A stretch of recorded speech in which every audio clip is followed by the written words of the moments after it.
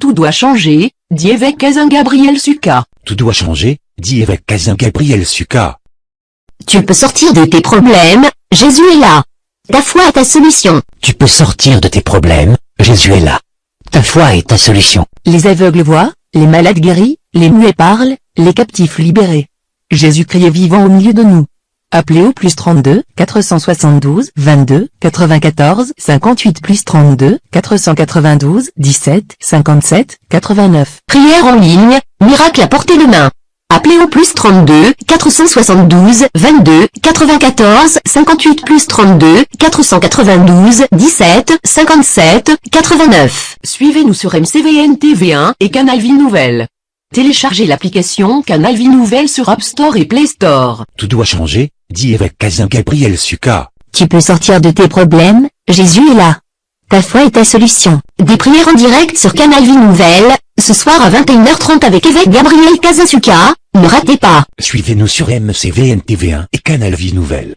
Téléchargez l'application Canal Vie Nouvelle sur App Store et Play Store. Canal Vie Nouvelle, radio de solution. Pour tout défi, écoutez Canal Vie Nouvelle. Suivez-nous sur MCVN TV1 et Canal Vie Nouvelle. Téléchargez l'application Canal Vie Nouvelle sur App Store et Play Store. Prière en ligne, miracle à portée de main. Appelez au +32 472 22 94 58 +32 492 17 57 89. Des prières en direct sur Canal Vie Nouvelle, ce soir à 21h30 avec évêque Gabriel Kazin Suka. Ne ratez pas. Tu peux sortir de tes problèmes, Jésus est là. Ta foi est ta solution. En direct de Canal Vie Nouvelle, parole, prière et adoration. Les aveugles voient, les malades guéris, les muets parlent, les captifs libérés. Jésus-Christ est vivant au milieu de nous. Appelez au +32 472 22 94 58 +32 492 17 57 89. Suivez-nous sur MCVN TV1 et Canal Vie Nouvelle. Téléchargez l'application Canal Vie Nouvelle sur App Store et Play Store. Des prières en direct sur Canal Vie Nouvelle, ce soir à 21h30 avec évêque Gabriel Kazin Suka. Ne ratez pas. Suivez-nous sur MCVN TV1 et Canal Vie Nouvelle. Téléchargez l'application Canal Vie Nouvelle sur App Store et Play Store. Canal Vie Nouvelle, radio de solution. Pour tout défi, écoutez Canal Vie Nouvelle. Téléchargez notre application Canal Vie Nouvelle sur Play Store et App Store. Tout doit changer, dit évêque Kazin Gabriel Suka. Tout doit changer, dit évêque Kazin Gabriel Suka. Alléluia. Au nom de Jésus-Christ. Merci Seigneur Jésus-Christ. Amen.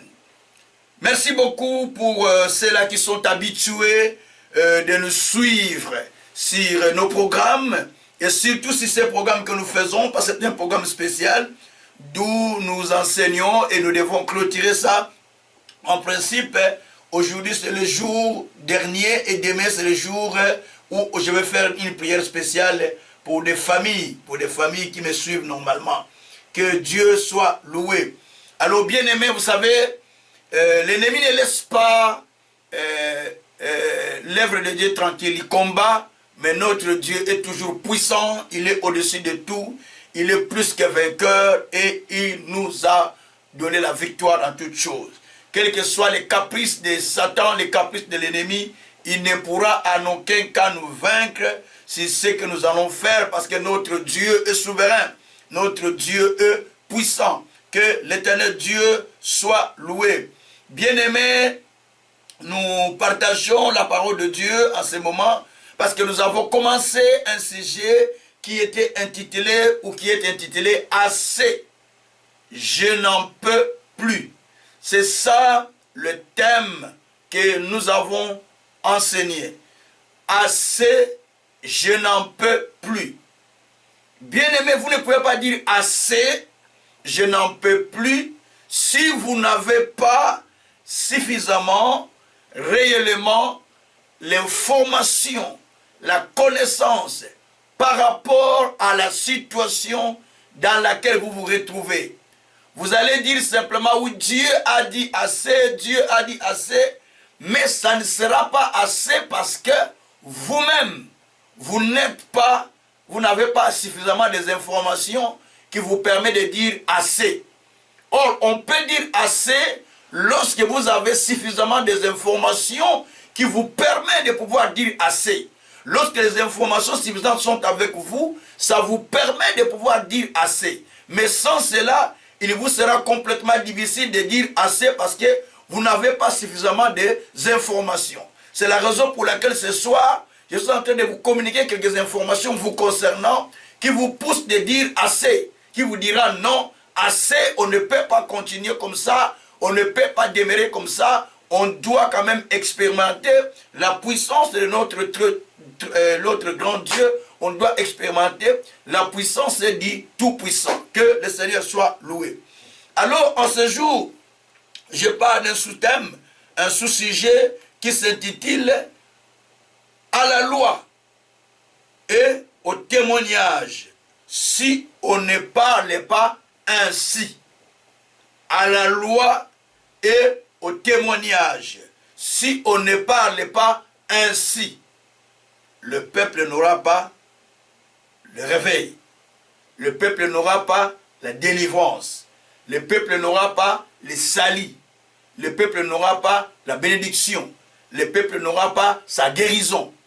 À la loi et au témoignage, si on ne parle pas de cette manière, le peuple n'aura pas son témoignage, le peuple n'aura pas son miracle, le peuple n'aura pas sa solution et le peuple n'aura pas non plus sa guérison.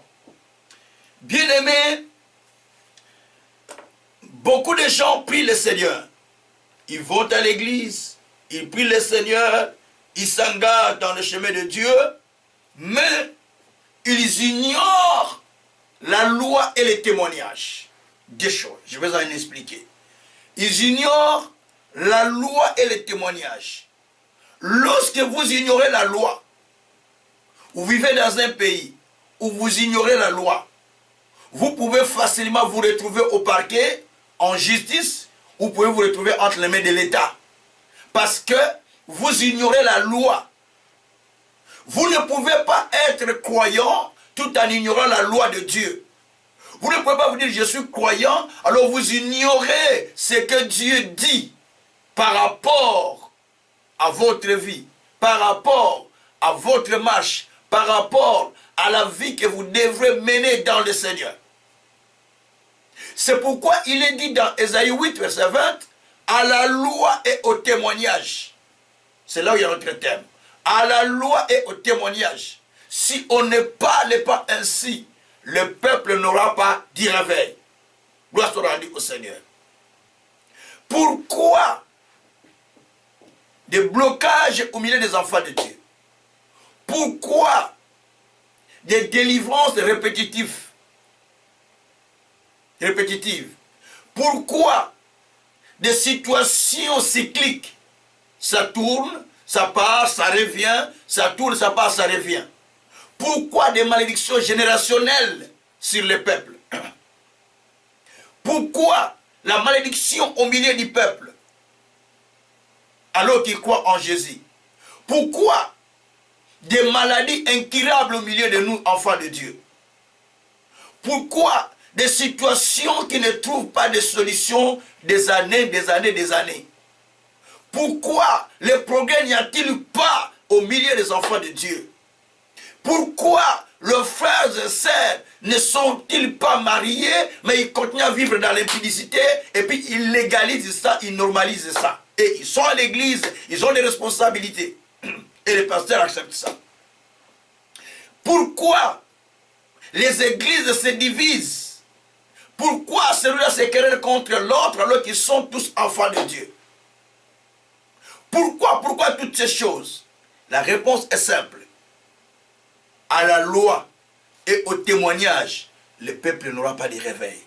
Le peuple ne sortira pas du sommeil. À la loi et au témoignage, si on ne parle pas ainsi, le peuple ne pourra pas sortir de son sommeil. Il va demeurer dans le sommeil, mais il ne sortira pas parce qu'il est toujours dans cette situation où il n'a pas suffisamment des informations qui lui permettent de pouvoir sortir de sa situation, mais il continue à demeurer là et il reste là, il n'avance pas. Parce qu'il n'y a pas la loi en lui. Il n'y a pas de témoignage. Un peuple qui vit sans loi est un peuple qui est déjà mort. Un peuple sans loi est un peuple mort. Un pays sans l'observation de loi est un pays qui est déjà détruit. C'est déjà la mort. Parce que la loi n'existe pas. La loi n'est pas respectée. La loi, elle est au-dessus de tout. Que ce soit président, que ce soit un roi, que ce soit officier supérieur général, que ce soit magistrat, que ce soit juge-président, que ce soit procureur, que ce soit, je ne sais pas, premier ministre, et ainsi de suite.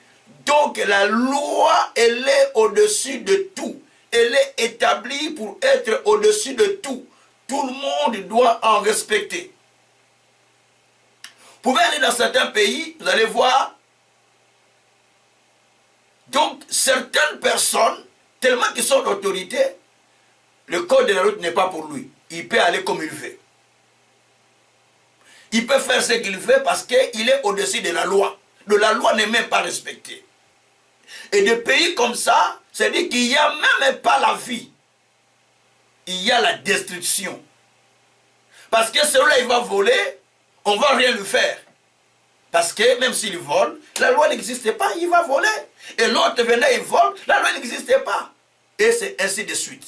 Dans des pays comme ça, il n'y aura pas de progrès, il n'y aura pas de changement. On peut changer de pouvoir, de politique, de gouvernement, mais tant que la loi n'est pas dynamique, il n'y aura pas de réveil, il n'y aura pas de changement, il n'y aura pas les choses merveilleuses. Parce que Dieu aussi travaille avec la loi. Que Dieu soit loué. Alors, bien-aimés, très souvent, le croyant, nous nous fusions, nous nous mettons, nous nous cachons derrière les malédictions. Il y a des malédictions dans la famille, il y a de telles choses, il y a la politique qui n'est pas bien, il y a les pouvoirs qui n'est pas bien, il y a les présidents qui n'est pas bien, ainsi de suite, ainsi de suite. Ok, c'est bien. Mais, nous oublions que nous, en acceptant Christ comme Seigneur et Sauveur, nous sommes exemptés de beaucoup de choses. Parce que nous avons été rachetés par le sang de Christ. Et en nous rachetant, il nous a fait quitter le monde des ténèbres. Il nous a transportés dans le monde de la lumière. Je suis dans Colossiens chapitre 1 verset 13. Il nous a transportés dans le monde de la lumière. Là où nous sommes devenus héritiers. Là plutôt où nous bénéficions l'héritage qui est réservé pour les saints.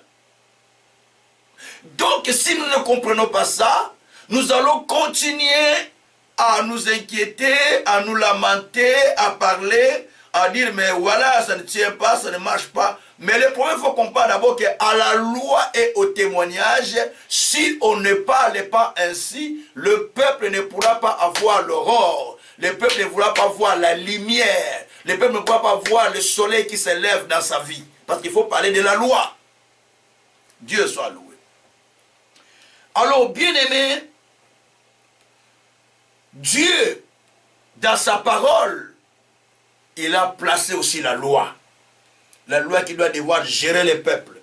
La loi qui doit devoir conduire les peuples pour que le peuple lui soit soumis, pour que le peuple lui soit obéissant, pour que le peuple respecte l'ordre. Bien-aimé, lorsque on construit une route, par exemple, on définit que cette route, ça sera appelé l'autoroute, par exemple. Cette autoroute a deux sens. Il y a le sens aller et le sens retour. On va dire, ceux qui roulent à droite, ils vont dans le sens vers tout droit, ou bien ils vont dans la flèche vers A. Ceux qui roulent à gauche, ils vont la flèche vers bas, vers B plutôt. Donc, ils ont mis le code et tout conducteur est censé de respecter cela. Lorsqu'il roule contrairement à la direction qu'on a montrée, il y aura collision.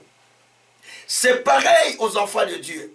Lorsque vous voulez rouler, vous voulez aller dans votre vie, contrairement à ce que Dieu dit, contrairement à la loi qui est posée par Dieu, contrairement au fondement que Dieu a posé, il y aura collision. C'est pourquoi beaucoup de croyants aujourd'hui sont dans la collision sans le savoir. Parce qu'ils vont à l'encontre de ce que Dieu a dit, ils vont à l'encontre de ce qui est écrit, ils vont à l'encontre de ce qu'ils connaissent, ils vont à l'encontre de la vraie doctrine, ils vont à l'encontre de la vérité qui est inscrite dans les Écritures.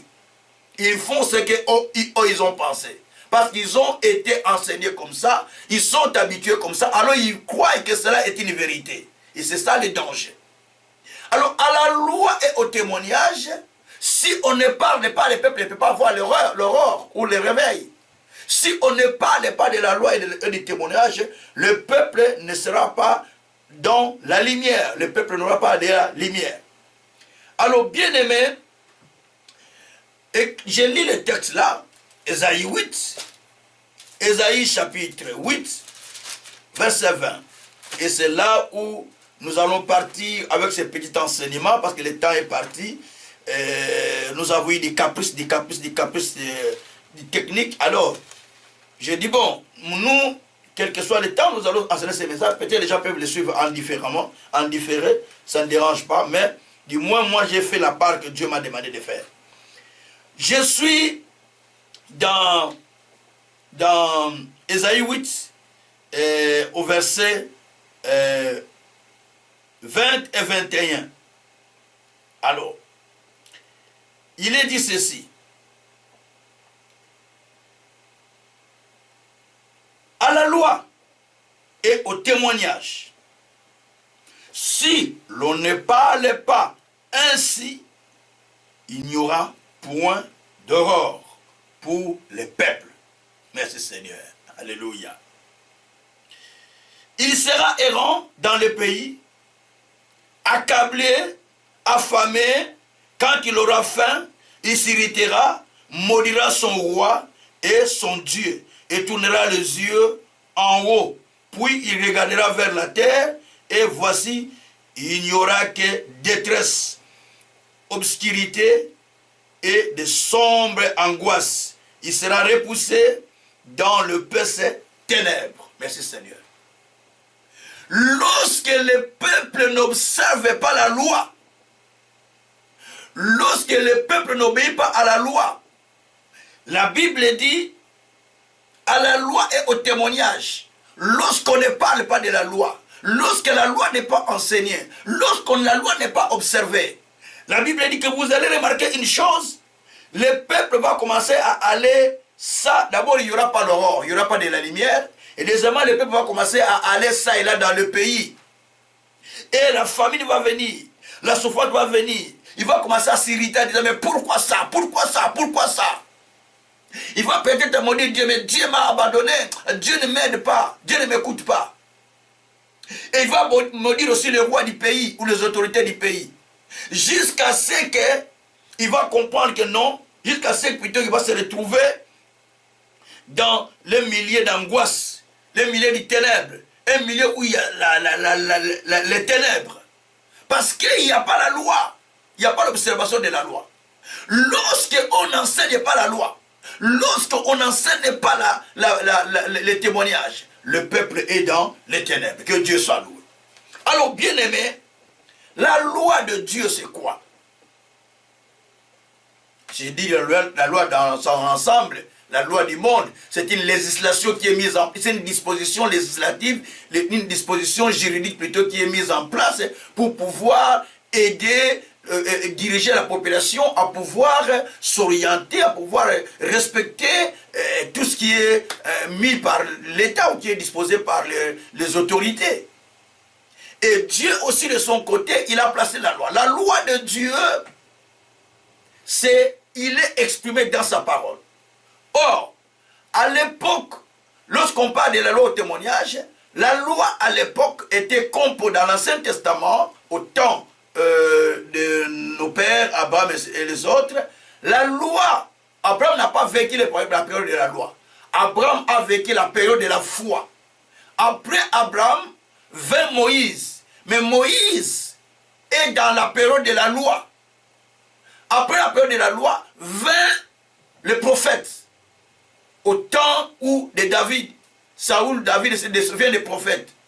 Donc les prophètes ont vécu aussi, les prophètes ont vécu les deux, et la loi et les prophètes. Mais au temps d'Abraham, lui, il a vécu la foi. C'est comme nous, aujourd'hui, nous devons observer la parce que c'est pourquoi Abraham observait les commandements de Dieu. Les commandements que Dieu lui disait. Nous aussi, nous sommes dans presque la même période, mais sauf que nous sommes dans la grâce. Nous devons observer les commandements de l'Éternel et appliquer cela. On va y arriver. Alors, la loi de Dieu, c'est l'ensemble de la parole de Dieu. L'ensemble de la parole de Dieu, je vais l'expliquer.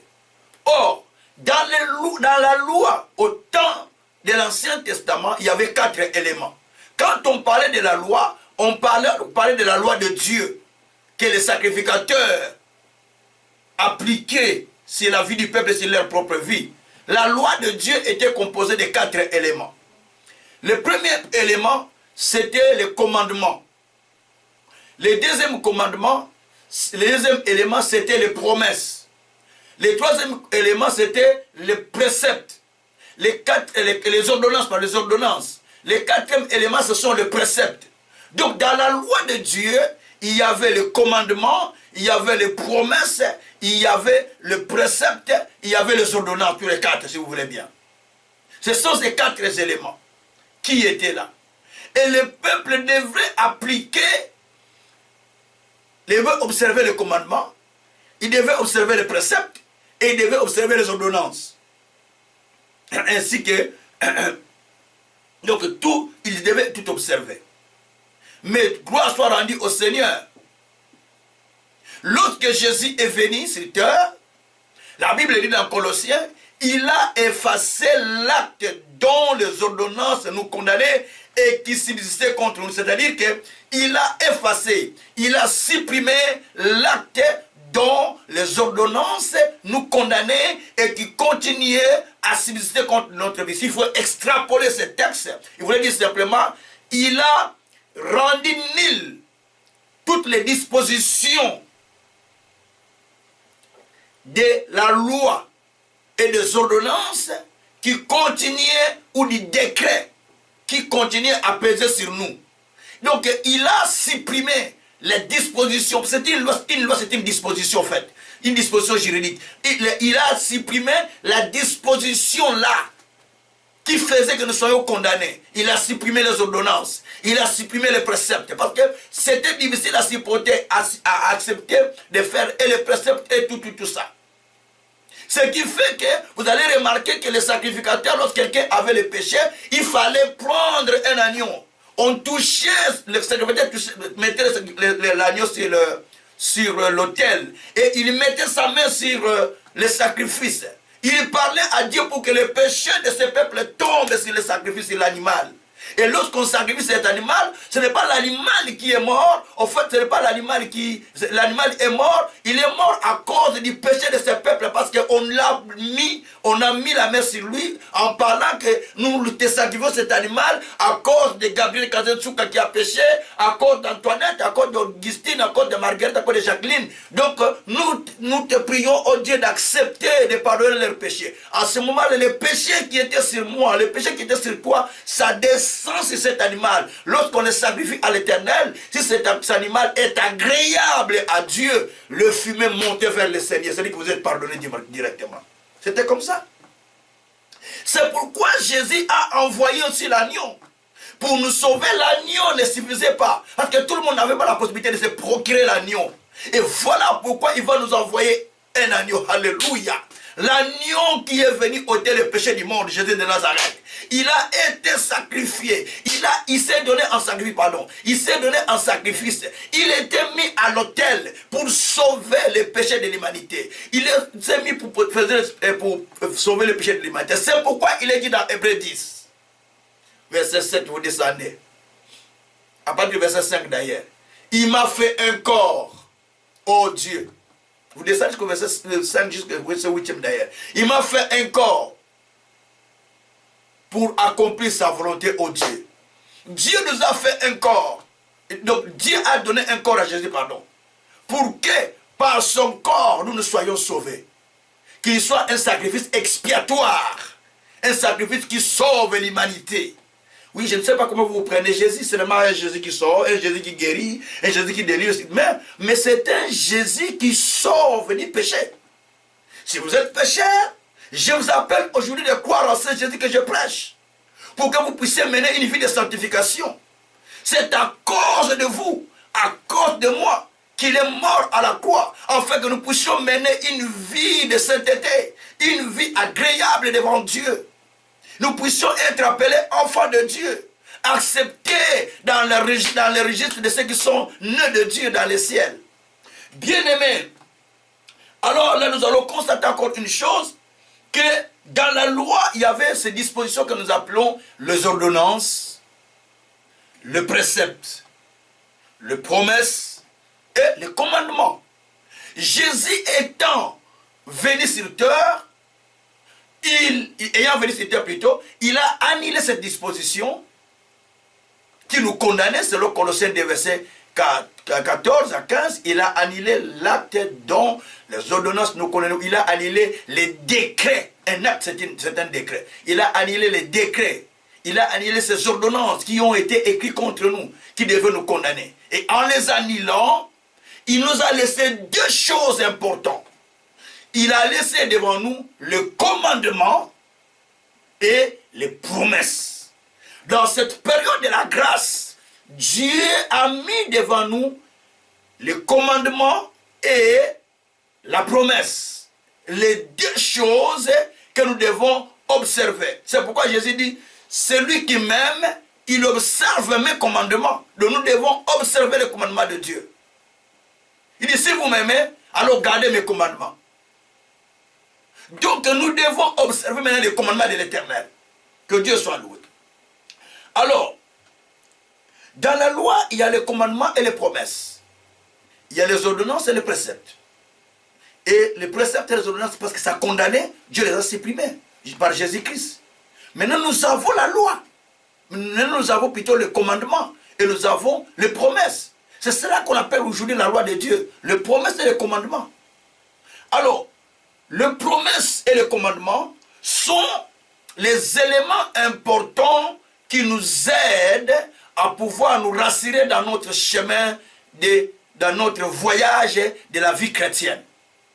Bien-aimés, dans le livre de Deutéronome chapitre 28, verset 1er jusqu'au verset 2, la Bible dit que si vous écoutez attentivement ma voix, si vous observez ma parole, en obéissant à mes commandements, voyez, il dit, je vous donne la supériorité sur toutes les nations.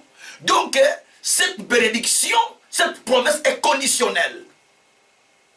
Donc, il dit, si vous observez les commandements, si vous obéissez à ma parole, si vous les mettez en pratique, alors, je vous donnerai la supériorité sur toutes les nations. Vous serez la tête, non la queue. Vous serez, vous prêterez à beaucoup, vous n'en prêterez pas. Mais les gens pensent que ce texte est sans effet. Je serai la tête. Toi, tu n'observes pas les commandements, tu seras la tête. Hein? Dieu est ton oncle, ton cousin. Tu n'observes pas ces commandements, tu seras la tête. Non, non, non, non, non. Ce texte s'adresse à ceux qui observent les commandements, à ceux qui observent sa parole. Il dit, je serai avec toi dans la forêt ou dans la brousse, je serai avec toi en ville. Donc ce texte ne concerne pas tout le monde. Ne pense pas que si tu n'observes pas les commandements, tu te retrouves dans la brousse, Dieu sera avec toi. Non, jamais, jamais, jamais, jamais. Il sera avec toi si toi tu observes la parole, si toi tu observes ses commandements. Et en ce moment-là, Dieu sera avec toi partout où tu iras. Il a dit, je mettrai un ange devant toi qui marchera devant toi.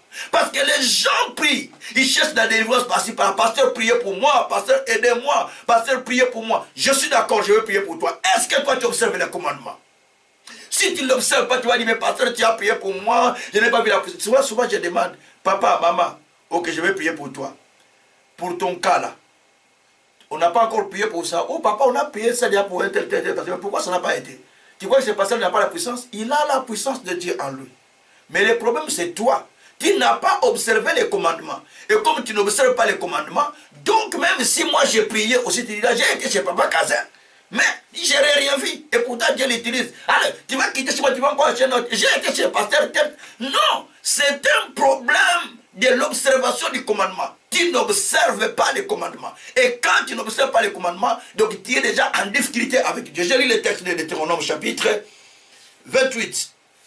Donc ce texte est devenu aujourd'hui, comme tout le monde dit, ah, je serai la tête non laquée. Je serai la tête non laquée. Ils vont écouter, ils vont voir. Je serai la tête non laquée. Ce n'est pas un slogan. Ce n'est pas les confessants que ça va se réaliser. C'est en mettant en pratique la parole.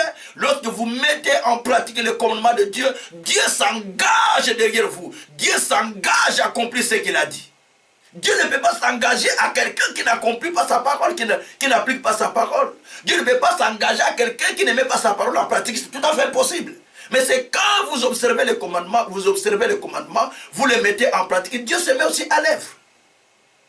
C'est pourquoi il a dit dans Deutéronome 29, laisse-moi d'abord lire ça, sinon je vais commencer à parler beaucoup. Deutéronome 28, verset 1er, verset 2. Si tu obéis à la voix de l'Éternel ton Dieu, en observant et en mettant en pratique tous ces commandements que je te prescris aujourd'hui, l'Éternel ton Dieu te donnera la supériorité sur toutes les nations de la terre. Voici toutes les bénédictions qui se répandront sur toi et qui seront ton partage lorsque tu obéiras à la voix de l'Éternel ton Dieu. Tu seras béni dans la ville, tu seras béni dans les champs, les fruits de tes entrailles, de tes enfants, les fruits de tes entrailles, oui, de tes enfants, les fruits de ton sol, de ton champ, les fruits de tes troupeaux, les portes de ton gros bétail, ainsi de suite, tout ça. Le tout sera béni. Donc tu seras béni à l'arrivée, tu seras béni au départ. C'est ce que dit la Bible. Et puis on continue jusqu'au verset 14. Mais si vous allez à partir du verset 15, si tu n'obéis point à la voix de l'Éternel, ton Dieu, si tu n'observes pas et ne mets pas en pratique tous ces commandements et toutes ces lois que je te prescris aujourd'hui, voici toutes les malédictions qui viendront sur toi, qui seront ton partage. Tu seras maudit dans la ville, tu seras maudit dans les champs, et ta corbeille et ta hiche seront maudits. Les fruits de tes sols, les fruits de tes entrailles, les porteurs de ton gros et de ton menu bétail. Toutes ces choses seront maudites. Tu seras maudit à ton arrivée, tu seras maudit à ton départ. Voilà, on commence à expliquer, mais là, quand vous lisez, les chapitres de la malédiction sont plus nombreux que les chapitres de la bénédiction. Parce que les chapitres de la bénédiction commencent au premier verset jusqu'au verset 14. Mais les chapitres de la malédiction commencent à partir du verset 15 jusqu'au verset 68. Donc on parle que la malédiction. C'est-à-dire que si tu n'obéis pas, voici toutes les malédictions qui vont venir. Si tu obéis, voici toutes les bénédictions qui vont commencer à te suivre. Bien-aimés, si vous voulez suivre la voie de Dieu, ne soyez pas des auditeurs oubliés. Vous écoutez, vous oubliez. Ne soyez pas ceux qui regardent la parole de loin et disent, bon, on va voir, hein? Bon, on a toujours prêché, hein? On a toujours dit. Hein? Non. Plus que tu écoutes, plus que tu as un grand jugement. Plus que tu écoutes, plus que tu as un grand jugement. Ton grand jugement, c'est par rapport à ce que toi tu as écouté. Combien de fois qu'on t'a parlé? Combien de fois qu'on t'a enseigné? Combien de fois qu'on t'a dit, mais tu n'as jamais eu le courage de se lancer à appliquer la parole de Dieu. Jamais tu as eu le courage de se lancer en disant, maintenant je me lance. Je me lance pour appliquer la parole du Seigneur. Donc si tu n'observes pas les commandements, il ne faut pas s'attendre à la bénédiction de Dieu. Si tu n'observes pas le commandement de Dieu, il faut s'attendre que toute la colère de Dieu se retourne contre toi. D'ailleurs, ta prière, pendant que tu es en train de prier, ne crois pas que la prière là est exaucée par Dieu. Elle se transforme en malédiction. C'est ce que dit ma Bible, je vais vous trouver les versets. Elle se transforme en malédiction pendant que toi tu pries, mais tu n'appliques pas sa parole. Dieu dit, alors à ce moment-là, ta prière sera transformée en malédiction. Alors, verset 9, Proverbe 28, verset 9. Si quelqu'un détourne l'oreille pour ne pas écouter la loi, sa prière même est une abomination. Proverbe 28, verset 9. Si quelqu'un se détourne pour ne pas observer la loi, l'autre verset dit pour ne pas observer la loi, pour ne pas appliquer la loi, pour ne pas appliquer ce que Dieu dit, pour ne pas appliquer les commandements, pour ne pas appliquer ce que Dieu dit. La Bible dit que sa prière même, elle est devenue une malédiction. Elle n'est plus une bonne prière, mais elle est une malédiction dans son camp. Parce qu'il n'a pas appliqué la parole. Ah! Que Dieu soit loué. Alors c'est pourquoi, lorsqu'on ne parle pas au peuple la vérité, le peuple, vous allez voir dans certaines églises, le pasteur tellement qu'il est soutenu par ses frères, lorsque le frère est dans le mal, ou dans le péché, ou la sœur, au lieu de lui dire ce que disent les Écritures pour qu'il soit sauvé, le pasteur t'a dit, bon, maman, ça va passer, on va prier le Seigneur, hein? Dieu va aider quand même. Mais il est dans le péché. Il faut lui parler du péché. Il est dans la désobéissance. Il est dans... Comment vous allez me dire, papa, priez pour nous que nous soyons bénis. Si vous n'appliquez pas la parole, je ne peux pas le faire. Ça sera pour moi une malédiction à tourner contre moi-même. Ça va tourner contre moi. Dieu a interdit Ézéchiel de ne pas prier pour le peuple. Même Jérémie, il a interdit de ne pas prier pour ce peuple. Il dit, c'est un peuple rebelle. Même à Ézéchiel, il a dit, ne priez même pas, c'est un peuple rebelle. Non. Donc il faut comprendre ce que disent les Écritures. Sinon, vous allez continuer à dire, mais oui, mais Dieu n'a pas agi. Mais oui, mais Dieu n'a pas agi. Est-ce que toi, tu as appliqué la parole? Est-ce que toi, tu as fait ce que Dieu a dit? Est-ce qu'en faisant ce que Dieu a dit, n'as-tu pas vu la réponse de Dieu? Voilà. Alors, bien aimé, à la loi et au témoignage, si on ne parle pas ainsi, le peuple n'aura pas l'or. Alors, si les commandements ne sont pas observés, malgré nos prières, mais nous nous plongeons dans une malédiction. Nous nous plongeons dans une malédiction qui est déjà annoncée par le Seigneur. C'est pourquoi Jésus étant venu sur la terre, dans Jean 14, verset 15, il a dit ceci, si vous demeurez, il a dit, si vous m'aimez, alors vous observerez aussi mes commandements. Donc si vous dites que vous m'aimez, vous allez aussi observer mes commandements. Jean 14, verset 15. Vous ne pouvez pas dire j'aime Jésus, mais vous n'observez pas, le commandement de l'Éternel. Mais David a dit quelque chose qui m'a toujours touché. David dit que, il a dit dans Psaume 119, verset 60, que je ne diffère pas tes commandements. Au contraire, je me hâte à l'appliquer. Ah, David. David dit, je ne diffère pas mes commandements, tes commandements. J'ai lu ce psaume. Psaume 119, verset 60. David dit, allez, où est-il? Verset 60. Allez.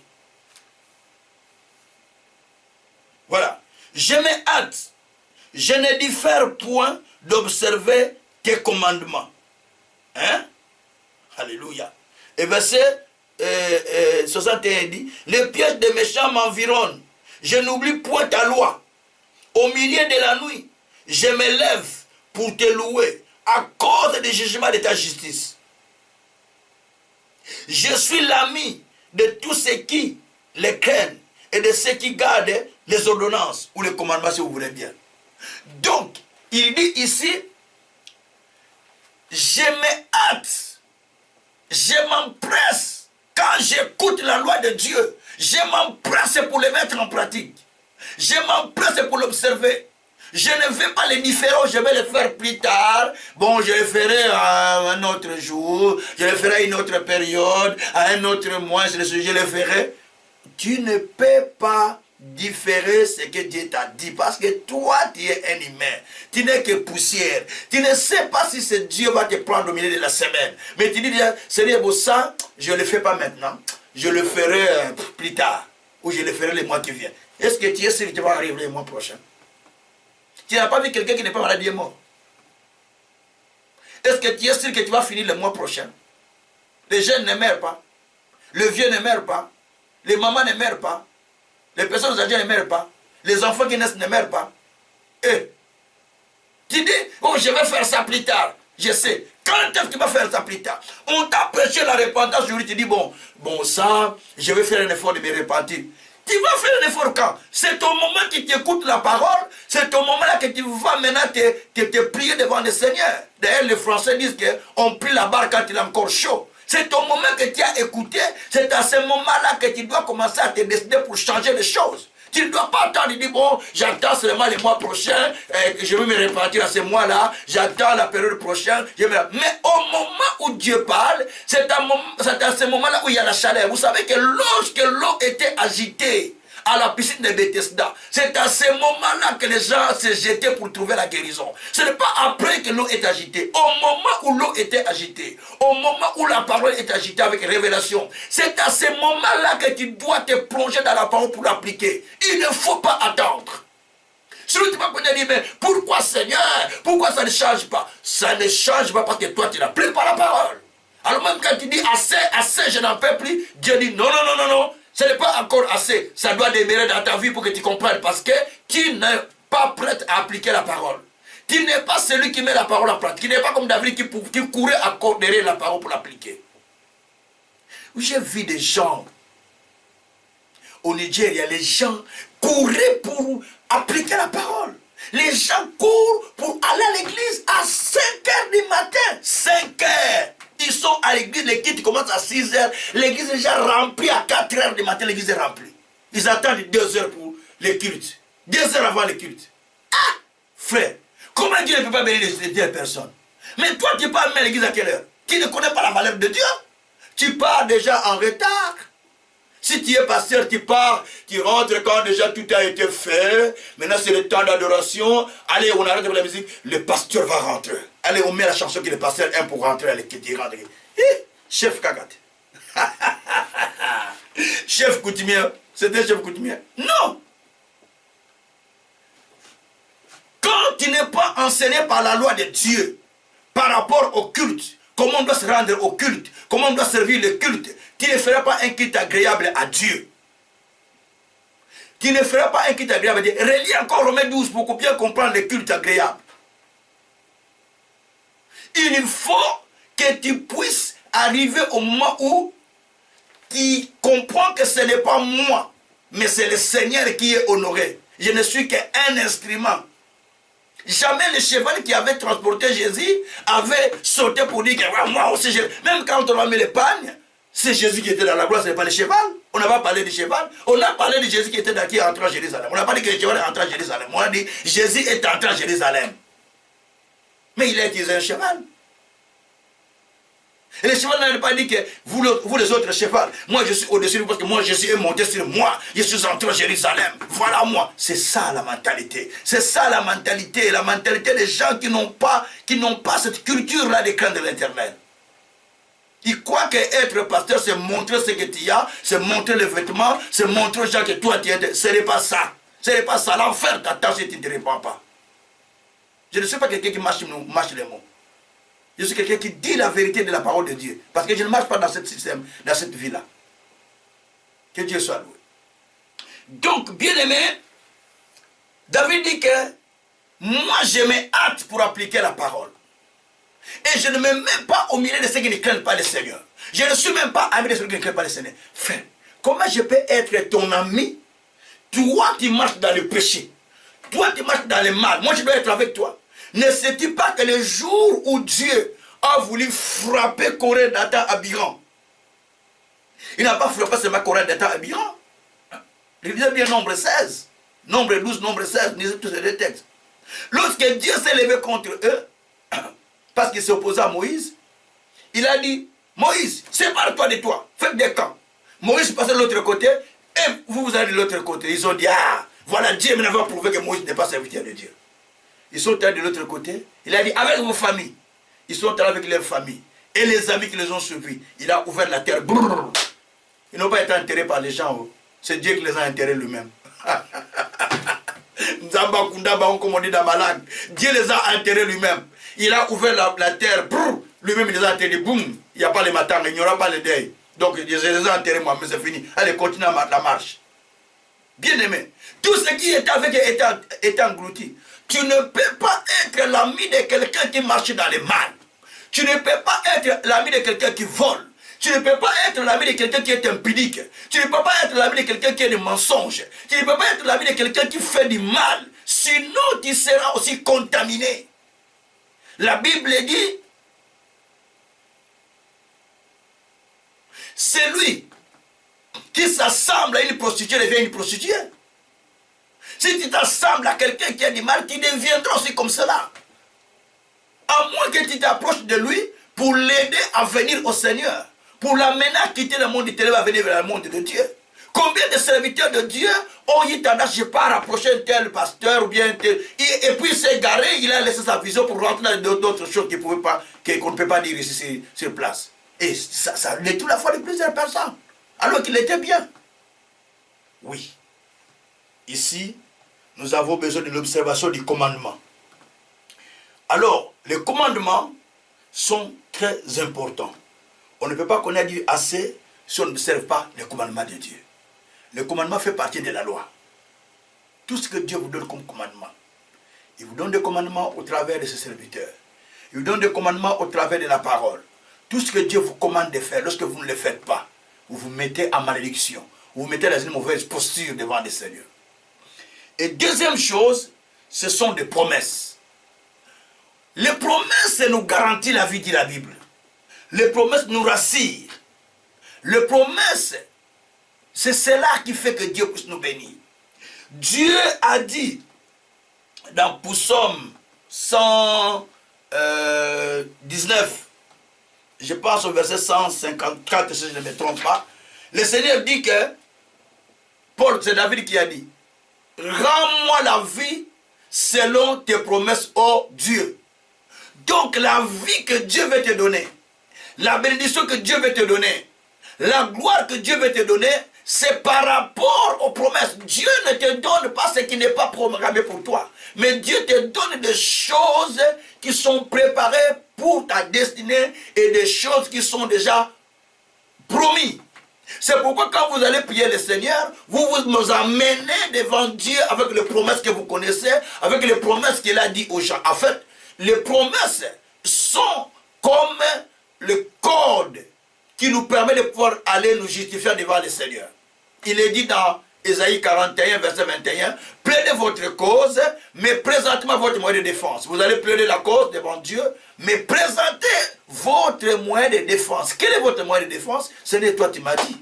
Ce n'est toi qui as dit. Ce n'est toi qui nous as dit dans ta parole. En fait, il y a deux façons de saisir ce que Dieu a dit. Un, il y a la parole de Dieu donnée généralement, comme nous venons de le lire là, hein? Comme nous l'avons dit, l'Éternel a dit, tu seras la tête, non la queue. Tu seras béni dans la ville, tu seras béni dans les champs, ainsi de suite. Donc, ce sont des promesses. Et dans chaque promesse, les promesses sont conditionnées au commandement. Je le répète, les promesses sont conditionnées au commandement.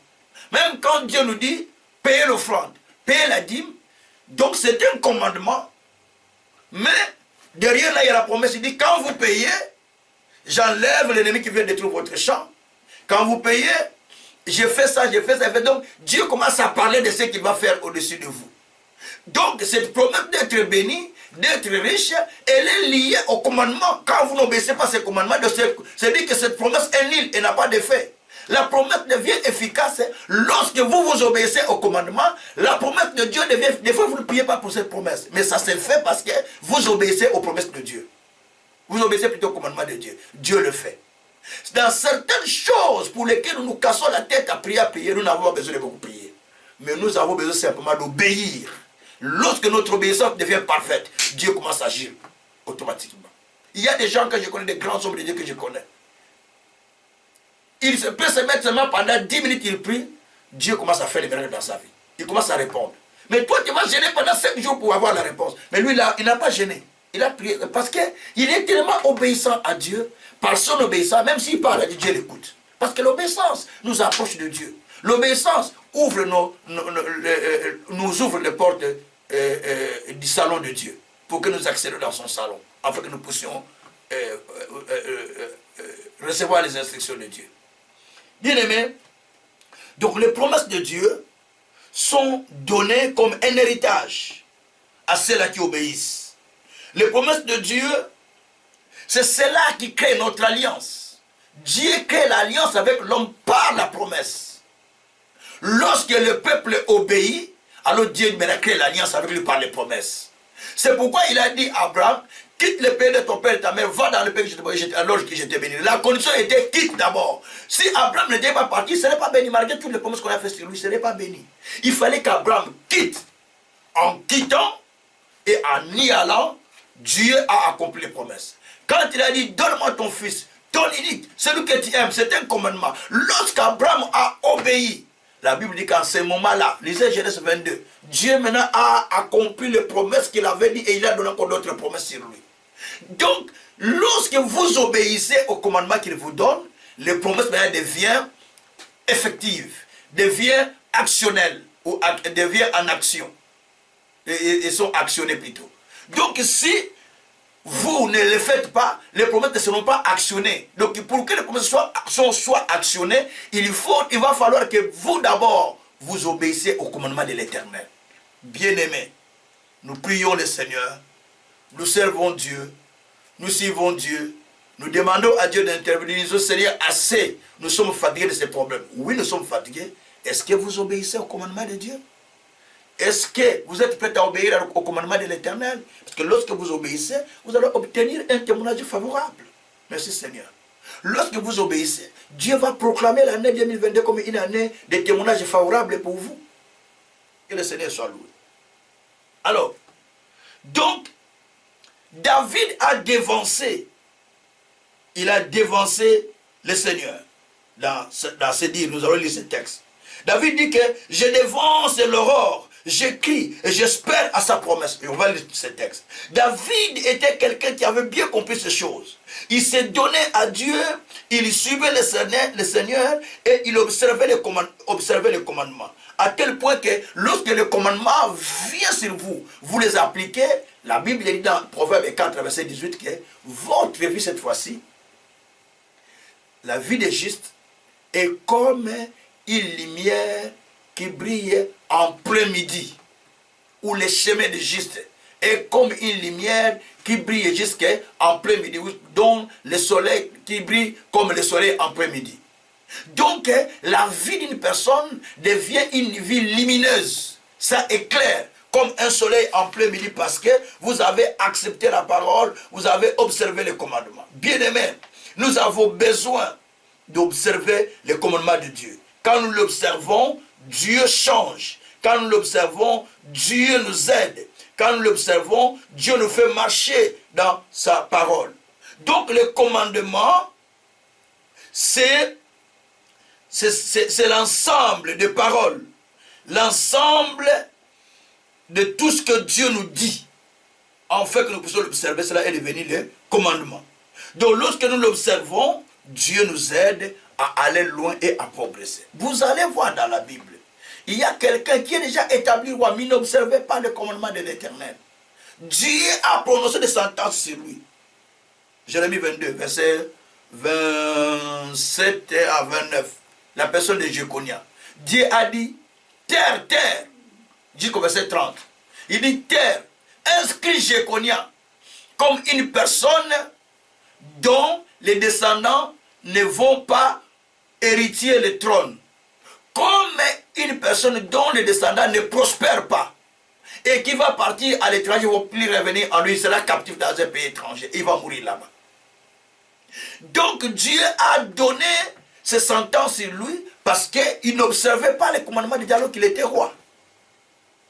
La terre l'a inscrit comme étant une personne qui souffre. C'est comme ça beaucoup de familles aussi. Toute la famille, les gens souffrent. Alors que c'est Jéconia qui a fait du mal, mais les descendants souffrent. Ils sont proclamés à ne pas réussir. Ils sont proclamés à ne pas aller de l'avant.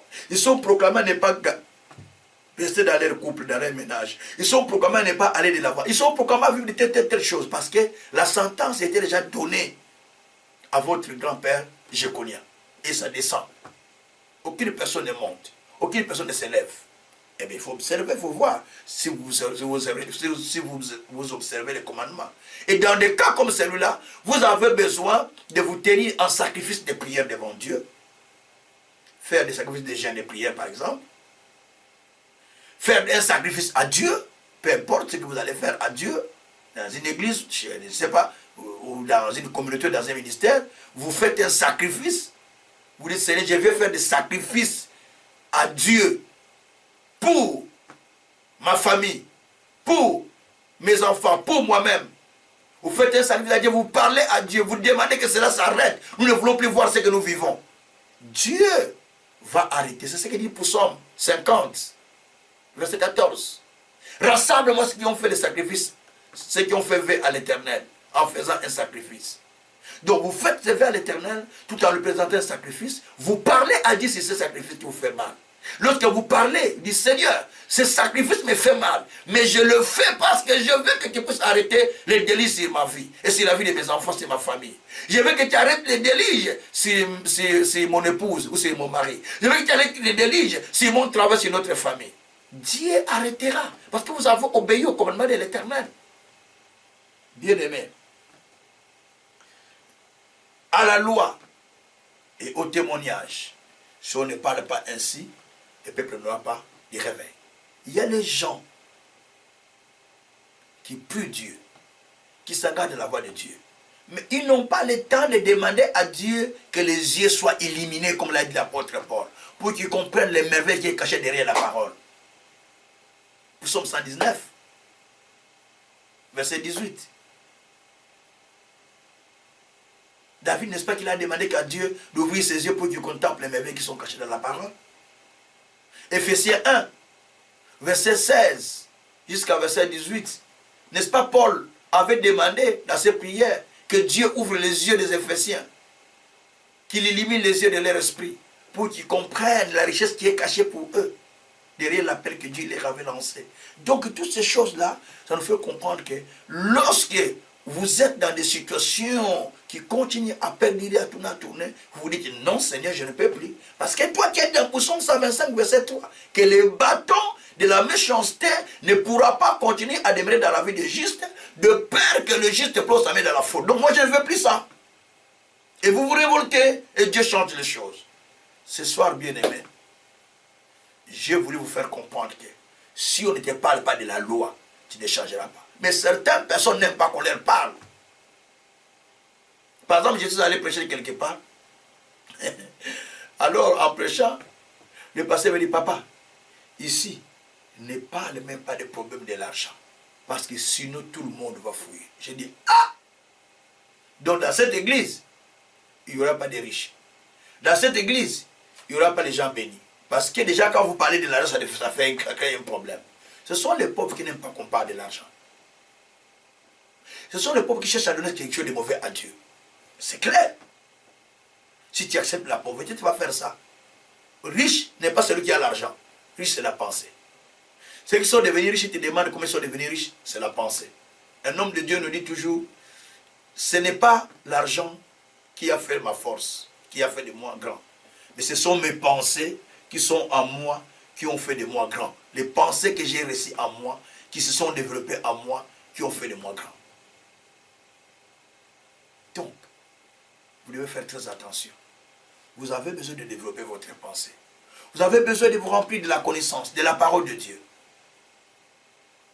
Il faut qu'on vous dise les choses qu'on doit vous dire pour vous sauver. Il ne faut pas dire que ça, on ne peut pas prêcher parce que ça, les moments de l'église n'aiment pas. Ça, si tu prêches, frère, ça, il va penser qu'on parle à lui. Si tu penses qu'on parle à toi, donc alors tu vas arrêter d'écouter. Tu vas arrêter d'écouter. Mais Dieu utilise des gens pour te parler, non? Mais si on ne te parle pas, comment tu vas? Il y a des gens qui n'aiment pas. Ne parlez pas. Mais si on te parle, pardon, maman, ne va pas à la prière, papa, ne va pas à la prière, papa, n'écoute même pas la Bible.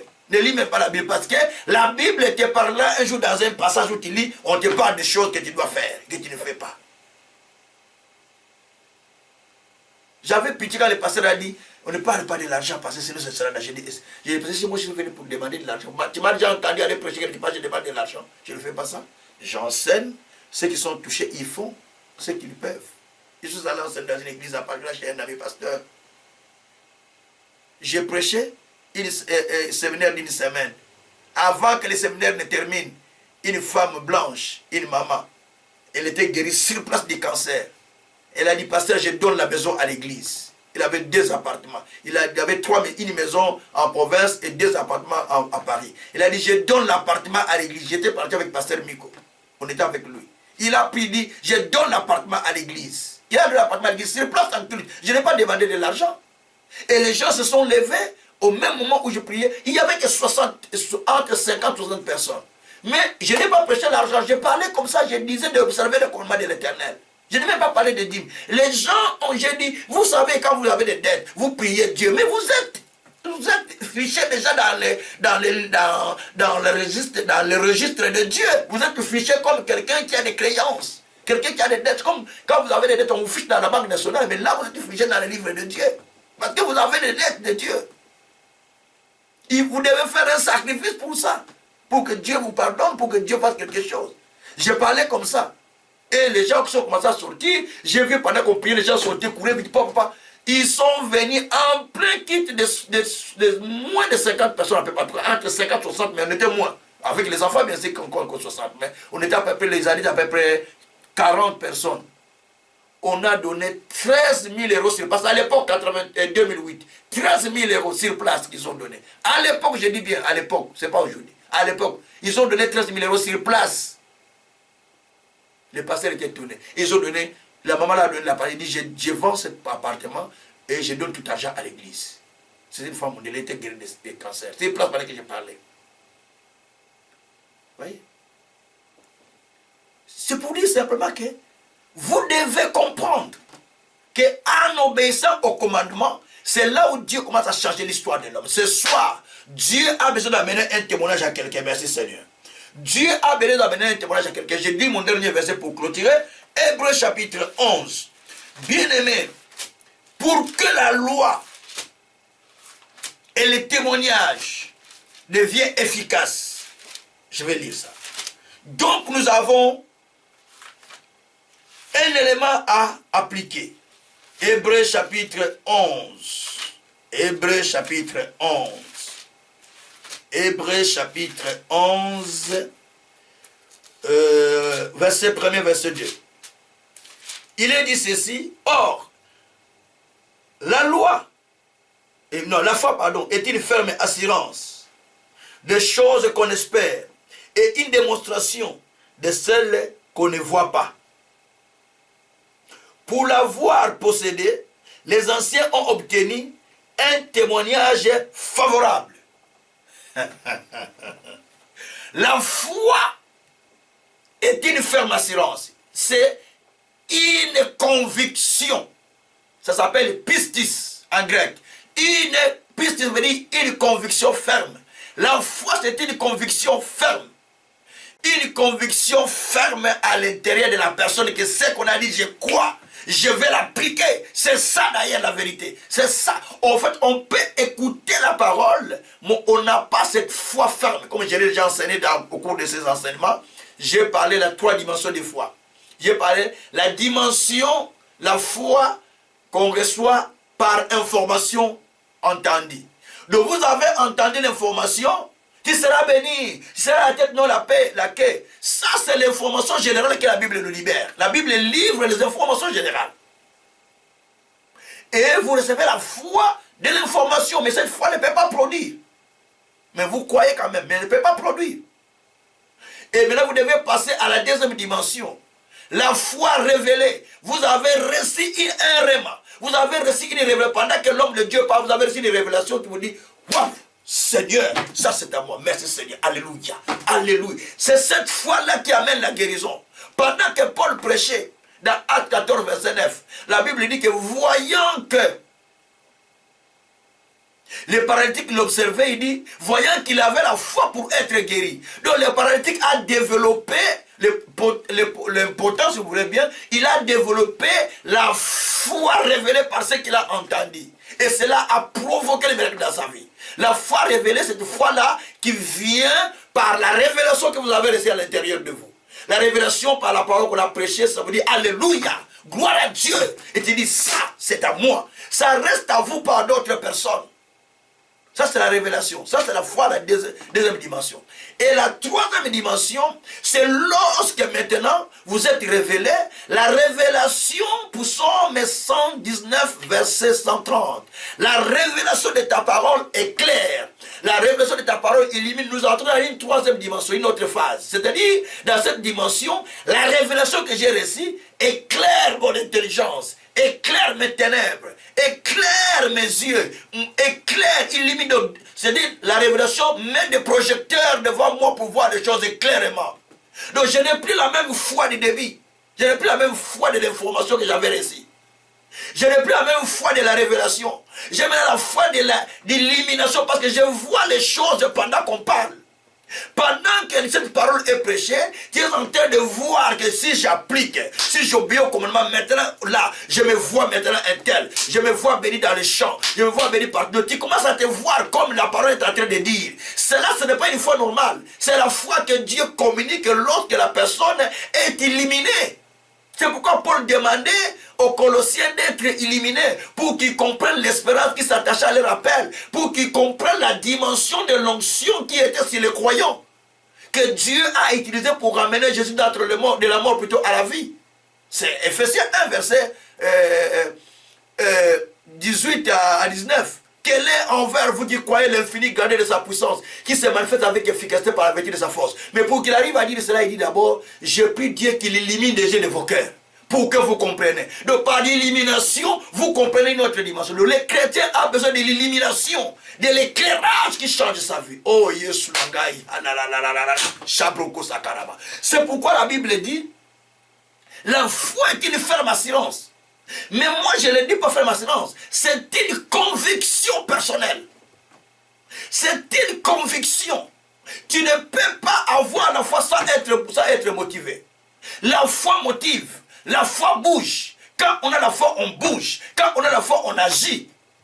On a pris Ézéchiel, on le met devant les ossements desséchés. Dieu lui dit que ces os peuvent revenir à la vie. Il dit, oh papa, ça peut revenir à la vie. Mais toi, tu le sais, moi je ne sais pas. Dieu dit, parle.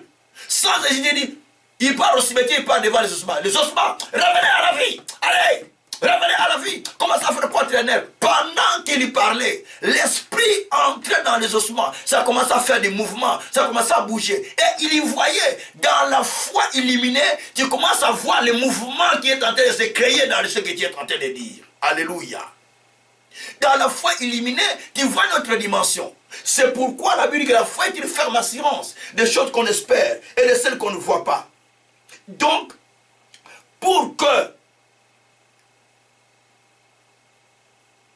qu'il y ait réveil, pour qu'il y ait la délivrance, pour qu'il y ait la gloire, il faut qu'on parle de la loi et du témoignage. Il faut qu'on parle du commandement de Dieu, qu'on parle de la promesse, on parle de tout ce que Dieu vous dit au travers de sa parole, mais aussi, il faut maintenant appliquer la parole pour obtenir les témoignages.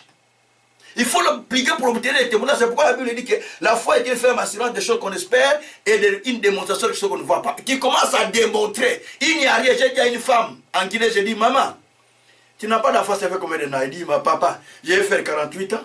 J'ai fait déjà 48 ans. Mais, il dit, ah, tu vas faire 48, tu es vers les 40, je suis près de 48 ans. J'ai fait 21 ans de mariage. J'ai dit, maman, laisse. 20 ans. Il a dit 20 ans de mariage. J'ai dit 20 ans, 21 ans. J'ai dit, maman, laisse. Maman, va acheter les couches et ainsi de suite, les habits, les vêtements de bébé, amène-moi. La maman que vous voyez que je mets dans les émissions là qui témoignent. J'ai dit, amène-moi-les. Elle travaille à la banque. Elle travaille à la banque. Elle est venue et dit, papa, c'est tard. J'ai dit, maman, si tu crois, tu verras la gloire de Dieu. À la loi et au témoignage, si on ne parle pas ainsi, il n'y aura pas les réveils, il n'y aura pas les miracles. Si on ne t'a jamais parlé de la loi de Dieu, si on ne t'a jamais parlé des commandements de Dieu qui guérit, donc c'est fini. Si tu crois, Dieu a dit, je ferai de toi une mère joyeuse au milieu de tes enfants. C'est la promesse. Mais la seule chose, il y a une condition. Pour cela, il faut que toi tu appliques la parole. Quand tu mets la parole en application, tu mets ta confiance à la parole, les miracles s'opèrent. J'ai prié, je suis parti. C'était 2016. Je suis parti. Quand je suis retourné en 2018 à Conakry, Cette femme est venue présenter son enfant. Il était déjà avec l'enfant qui venait de naître il n'y a pas longtemps. Et toutes les femmes qui étaient stériles commençaient à courir. Non, non, non, on peut. Voilà. Parce que la dame a vu son miracle. Combien d'inséminations qu'elle a fait? Il dit, j'étais en Europe, on a fait, ça n'a pas été, j'ai arrêté. Mais elle est tombée enceinte à 48 ans. Parce qu'elle a crié à la parole. Elle a crié à la puissance de la parole. À la loi et au témoignage. Si on ne parle pas ainsi, il n'y aura pas les miracles. Ce soir, je te dis que la foi peut provoquer un miracle. Je te dis que la loi de Dieu, quand tu l'acceptes, quand tu l'observes, elle peut provoquer quelque chose dans ta vie. Tu dois obtenir des témoignages. C'est pourquoi la Bible dit que les anciens, ayant possédé la foi, pas n'importe quelle foi, pas la foi par l'information, mais ayant possédé la foi par la révélation qu'ils ont reçue, et ils ont été éliminés. La Bible dit que ils ont obtenu un témoignage favorable. Je déclare que cette année qui commence, 2022, ça sera pour toi une année d'un témoignage favorable. Ça sera pour toi une année de témoignage favorable. Ça sera pour toi une année de témoignage favorable.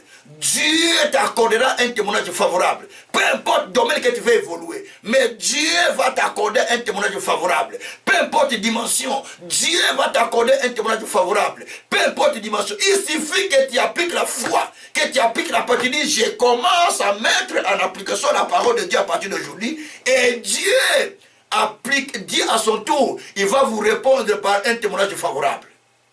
Merci Seigneur. Levez la main là où tu es.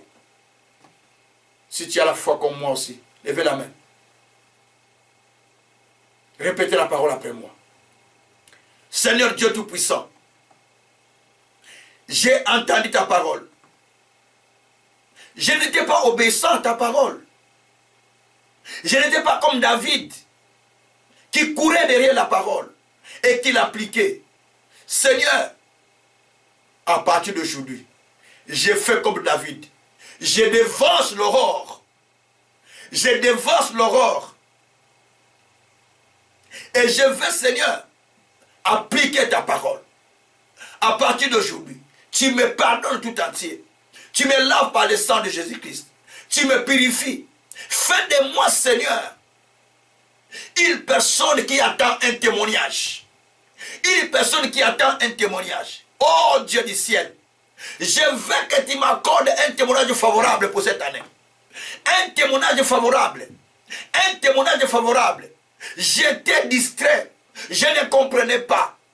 Seigneur, jusqu'à ce que mes yeux soient illuminés, pour que je comprenne la dimension que tu m'amènes, la dimension où je peux observer la gloire de Dieu. Car toi, tu as dit dans ta parole que celui qui craint l'Éternel, qui marche dans sa crainte, qui le serve avec justice, il sera celui qui règne dans la justice. Il sera comme, sa vie sera comme un matin sans nuage. Oui Seigneur, enlève les nuages autour de nous. Enlève les nuages autour de nous. Mais éclaire la vie de chacun de nous. Donne de la lumière. Remplis de la gloire. Pour que nous témoignions tes merveilles. Pour que nous témoignions. Tes disciples avaient répandu les témoignages du Christ partout. Nous aussi en 2022, nous voulons, Seigneur, témoigner Christ partout. C'est pourquoi, Père, accorde-nous les témoignages. Par notre témoignage, nous témoignerons aussi à d'autres personnes de connaître Christ comme Seigneur et Sauveur et de s'engager à toi. Oh Dieu de justice, fais de cette année une année où nous obtenons un témoignage favorable. Fais de cette année une année de témoignage favorable. Merci, je crois à cette parole. Merci, je crois à cette parole, Seigneur. Parce que tu fais de nous, Seigneur, des témoins, des choses que nous allons vivre, des choses que nous avions entendues. Nous les toucherons, nous les verrons et nous témoignerons ta grandeur. Et le monde saura que toi, tu es Dieu. Merci, Seigneur, pour ce que tu as fait. Glorifie-toi. Par le nom puissant de notre Seigneur Jésus-Christ. Merci, mon Dieu, mon roi. Au nom de Jésus-Christ. Priez pour la journée de demain. Je vais prier pour des familles uniquement demain. Je vais faire une prière spéciale où je vais prier pour des familles. À partir de... J'ai déjà marqué le programme là. À partir de 23h juste. j'ai fait une prière de 30 minutes pour les familles, pour les bénir, parce que c'est une journée de famille. Je vais prier pour les familles, je ferai 30 minutes peut-être de prière pour la famille. Donc j'aimerais bien que vous levez les mains là où vous êtes, vous demandez à Dieu de répandre la bénédiction familiale là où nous sommes tous. Prions le Seigneur, alléluia. Papa, je te prie pour la journée de demain, que tu répandes, Seigneur, la bénédiction familiale. Pendant que les gens sont en train de se préparer pour manger ensemble en famille. Je prie, oh Dieu, que tu répandes une bénédiction, Seigneur, autour de chacun de nous. Que tu répandes aussi dans les familles. Dispose le cœur de chacun. Merci pour ce programme que toi tu as fait avec nous. Nous avons commencé avec toi. Aujourd'hui, nous terminons avec toi. Et demain, nous prions pour la famille. Mon Dieu, mon roi, qu'est-ce que nous pouvons te donner? Merci, mon Père. Merci, mon Dieu. Merci pour l'esprit que tu as répandu. Remplis-nous de la connaissance. Remplis-nous de l'onction. Remplis-nous de la sagesse. Couvre-nous encore par ta puissance. Que nous continuons à persévérer dans la parole. Que nous continuons à te servir jour et nuit. Éternel Dieu des armées, nous voulons être des témoins des choses que nous avons vues, que nous avions entendues. Seigneur, donne-nous les nations. Donne-nous les extrémités de la terre. Afin que nous annoncions l'évangile pour que les âmes soient sauvées. Glorifie ton Saint-Nom. Au nom puissant de notre Seigneur Jésus-Christ, nous disons gloire et louange à toi notre Seigneur Jésus-Christ. Amen. Nous partageons le bonheur. Oui, le bonheur et la grâce m'accompagneront tous les jours de ma vie et j'habiterai dans la maison de l'Éternel jusqu'à la fin de mes jours.